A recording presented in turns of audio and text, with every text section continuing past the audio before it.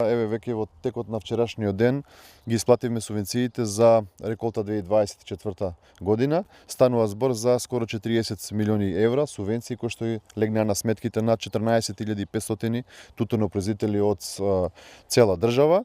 Ова е една рекордна исплата на субвенција по однос на произведен килограм тутун. Знаете дека и самата реколта тежеше 24 милиони килограми, што е рекордно зголемување, дупло зголемување речиси од минатата година. Вистина сакаме оваа гранка да остане и не само да остане, него и да се прошири по квантитет. Се надевам дека ова е доволен стимул за тутунопроизводителите оваа 2025 година да го зголемат производството на тутун, а ние како држава остануваме посветени да го нормално работиме она што е наша законска обврска, односно да го штитиме нивниот труд.